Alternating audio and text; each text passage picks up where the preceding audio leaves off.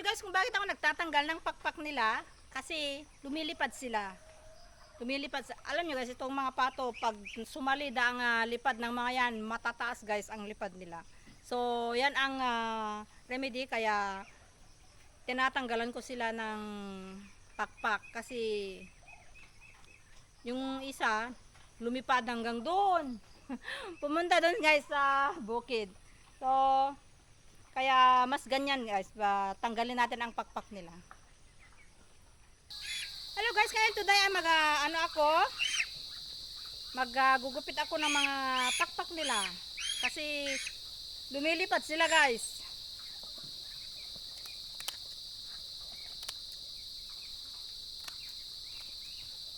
Kasi alam nyo guys, ang mga pato mataas ang lipad nila.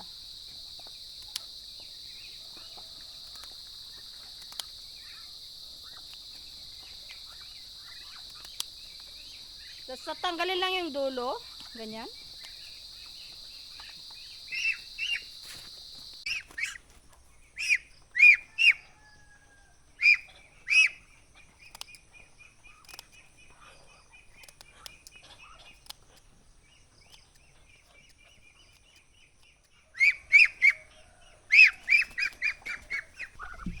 Madaming mga ito guys, 30 pieces sa mga ito.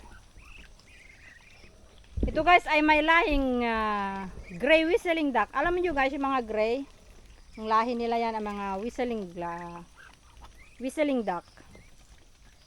Yan yung breed namin noon na from Thailand. Yung galing Thailand ang breed dito guys. Napakagandang breed, ang lalaki. So napadami ko yung lahi nila. Tsaka ito rin yung mga breeder ko ito. Yung mga gray na barako dyan guys, yan yung mga ano ko. Yan. Yan, mga ano yan. Magagandang lahi nila guys, malalaking lahi. Yan.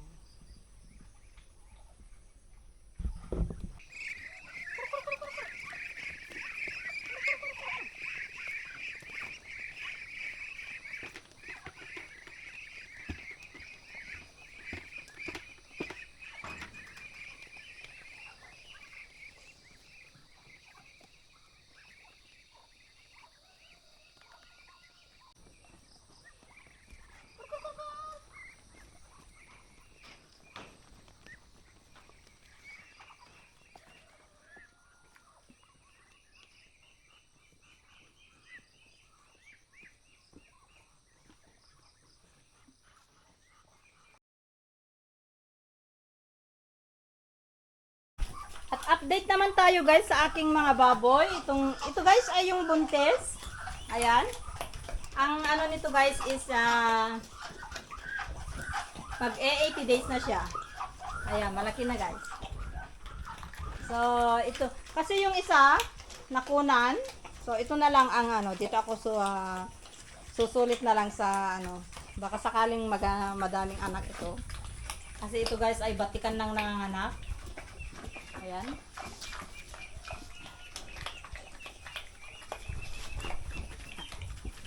Napaka-fried ito guys. Na ano na yung sauce niya. Ito yung baboy ko na kung maaari lang sana ay ayaw kong mawala ito kasi napakagandang ano ito guys. Ito yung baboy ko na maganda ang panganak niya. Sana marami siyang paanak ngayon. Kasi dito ako susulit. Kasi yung isa, yung nakunan noon, last month, ewan ko ba't hindi pa siya naglandi. So dito, ito guys, ang tinututukan ko ngayon. Sana bigyan niya ako ng maraming anak. Kasi malaki na yung tiyan niya. Mag-80 days na ito guys. So, ilang 1 month pa. Ang due date nito is August 25. Bawang, dito na. Doon. At ito naman guys, yung nakunan noon. Sayang. Nasasayangan din ako sa anak nito. Maganda rin ito. So, kaya minomonitor ko ito guys. Kung maglalandi siya. Tingnan ko lang. Doon. No. Tignan natin. Wala pa. Malapit na siguro eh. Kasi nakuha ito 2 weeks ago. So, malapit na ito Yun yung ito yung 4 months old. Gagawin ko rin itong inahin guys. Dagdag sa aking mga inahin. Kasi dadalawa yung natira na inahin ko. So, ito ang gagawin ko para 3 na silang inahin ko.